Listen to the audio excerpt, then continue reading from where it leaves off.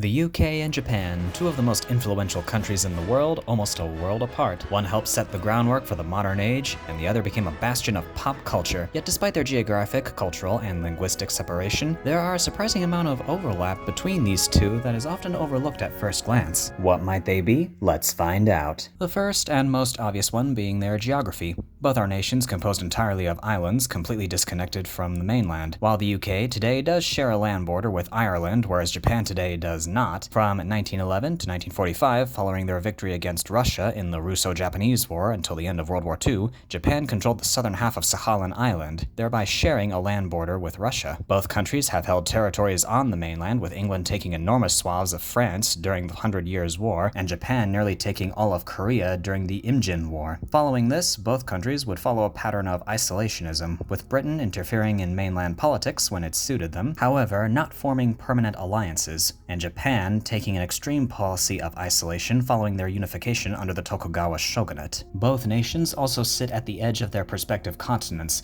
serving as an effective barrier against larger, more powerful conquerors. While Britain has had its share of successful invasions from the likes of Rome and the Normans, Japan's position on the edge of the vast Pacific Ocean, and by extension on the way to nowhere, meant it only faced invasion twice, first by the Mongols, then by the Allied forces during World War II. This geographical barrier was the perfect set to allow for a national psyche of distinctness from their mainland counterparts to develop, in spite of the many foundational aspects of culture and language both received from mainland contact. Within the present-day boundaries of Japan and the UK, there are key similarities in demographics. Both possess aging populations, with the largest concentrations located in the southeast of their respective territories, with the northern end of each country being more sparsely populated. The largest islands of each nation, Britain and Honshu, house both the majority of their populations and their capital cities, both London and Tokyo playing home to the largest metropolitan areas of Western Europe and East Asia, respectively. To explain the united aspect of the United Kingdom,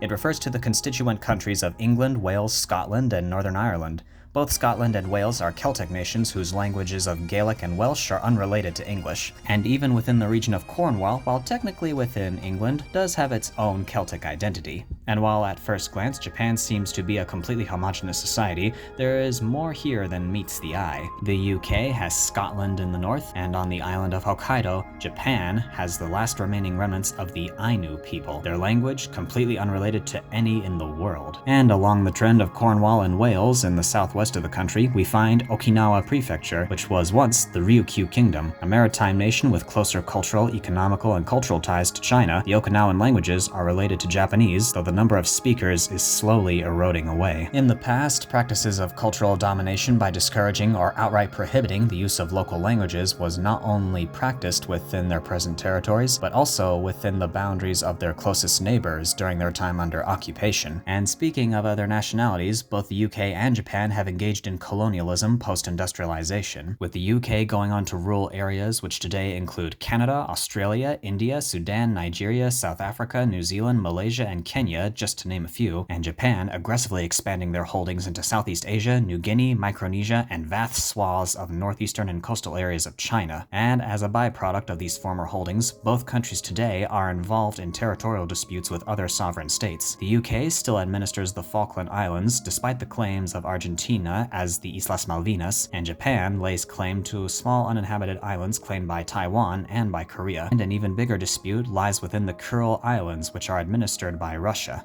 In terms of politics, both are on or lean toward the Western mindset. Both are capitalist democracies with a parliamentary system and prime minister as the head of government. Both are constitutional monarchies with the king and emperor serving as the figurative heads of state. On a societal level, both Japanese and British people are known for politeness and being indirect. This is reflected in their languages, with English possessing enough vocabulary to easily construct over 24 sentences one can use to avoid saying no flat out, and Japanese utilizing various forms of politeness to be used for one sentence, depending on the context of the discussion and the relationship of the speakers, just to name a few variables. And while the English and Japanese languages share almost nothing in common, both are notoriously complicated to read, with Japanese being written in 3 writing systems and English having so many variations for spelling pronunciations, it's doubtful anyone has succeeded successfully identified them all. An embrace of ancient history and modernity can be found throughout the countryside, as among many towns, one can find traditional styled architecture in some neighborhoods. Castles, utilized in medieval combat, are present throughout the Welsh countryside and the Scottish Highlands, and the landmarks of Himeji and Matsumoto are a few of the strongholds from which the daimyo would send their samurai to war. And of course, being island nations, it's not surprising that one can find in their culinary styles plenty of fish to choose from. And there you have it, two great powers with seemingly nothing to do with one another, sharing more in common than appearances suggest. But what do you think? What other surprising similarities did you notice between the UK and Japan? Share your thoughts in the comments below, and suggest what other cultural comparisons you'd like to see in the future. Subscribe to catch the next surprising similarities. This is your resident Chrome Sealot, signing out.